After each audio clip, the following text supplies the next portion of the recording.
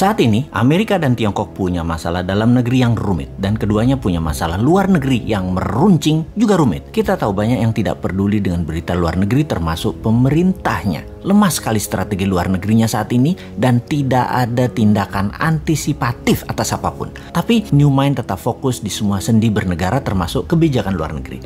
Kita bahas dan apa efeknya untuk Indonesia. Adakah ancaman resesi keuangan Amerika yang katanya punya hutang yang jatuh tempo Oktober tahun ini? Lalu, apakah ancaman salah satu perusahaan terkaya Tiongkok yaitu Evergrande yang hutangnya mencapai 7.000 triliun yang terancam gagal bayar? Akankah bisa picu krisis keuangan di Tiongkok seperti subprime mortgage di tahun 2009 di Amerika? Apa dampak hal tersebut? 1.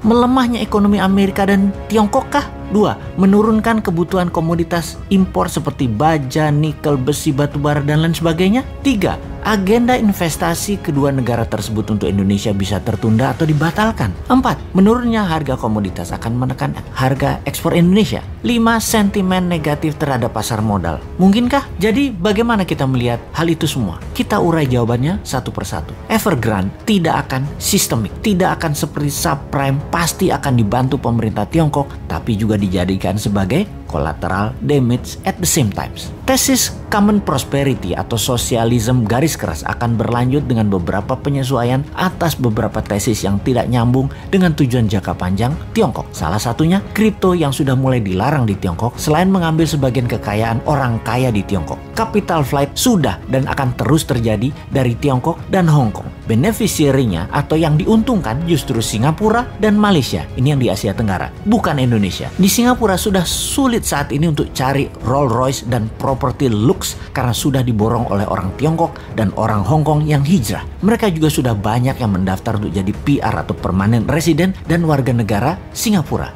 Jadi kita detailkan untuk menjawab pertanyaan. Nomor 1, Tiongkok akan mengalami koreksi ekonominya karena konsumsi domestik Tiongkok akan melemah. Sementara Amerika tidak akan melemah karena konsumsi domestik di Amerika masih robust. Bahkan Bank Sentral sudah mengisyaratkan akan melakukan tapering atau pengurangan QE karena ada kecenderungan untuk inflasi. Sebentar, sahabat perlu dijelaskan apa itu robust dan apa itu tapering. Kayaknya nggak usah ya, pasti sudah paham. Kalau buzzer pasti nggak paham. Buzzer mah diemin aja. Nomor 2, komoditas baru akan turun setelah 6 bulan karena lag effect di Tiongkok. Nah, pasti nanya lagi nih, lag effect itu apa? Sahabat, memang jarang masyarakat umum memahami istilah keuangan karena bernegaranya dibuat oleh para pejabatnya hanya fokus di politik. Kasian rakyat ini jadi bego urusan ekonomi, taunya paling pol dagang doang karena perilaku bernegara pejabatnya. Tapi tenang, rakyat tidak paham tidak apa-apa, tapi pejabat yang berkuasa ternyata juga tidak paham seperti kali ini. Itu memalukan. Jadi apa itu lag effect? Oke, saya terjemahkan pelajaran kampus aja artinya. Bahasa Indonesia cari dewe ya.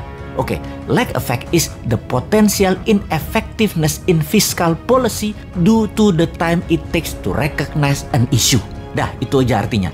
Cari sendiri ya artinya. Kita lanjut. Nomor 3, capital flight dari Tiongkok nggak akan ke Indonesia. Amerika dan Tiongkok telah melakukan QE masing-masing sebesar 5 triliun dolar. Amerika 4 triliun, Tiongkok 1 triliun dalam 20 bulan terakhir. Tapi nggak akan ada imbasnya ke Indonesia secara berarti. Pasti pada nanya lagi, QE itu apa? Wes, kali ini Bosman jadi orang belagu dah, sok berilmu. Niatnya cuma satu sih, nantang manusia yang katanya terbaik bidang ekonomi. Oke, QE itu adalah quantitative easing. Terjemahan bebasnya adalah printing money. Wes, paham ya? 4. Harga ekspor komoditas akan terkoreksi setelah 6 bulan dari saat ini, tapi akan bergerak hanya turun sedikit.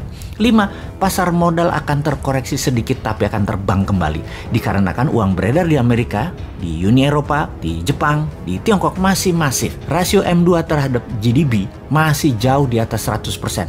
Jumlah M2 masih di atas US dollar 100 triliun. Ini akan terus mempengaruhi pasar modal secara positif dan kebanyakan akan dialokasikan di tesis-tesis abad ke-21 seperti teknologi, nanoteknologi, AI atau artificial intelligence, bioteknologi, robotik, dan spaceship dan lain sebagainya. Tidak akan invest di Indonesia kecuali nyedot sumber daya alam seperti sekarang yang rakyatnya nggak dapat apa-apa, negaranya nggak dapat apa-apa, pejabatnya dapat dong, mosok tidak.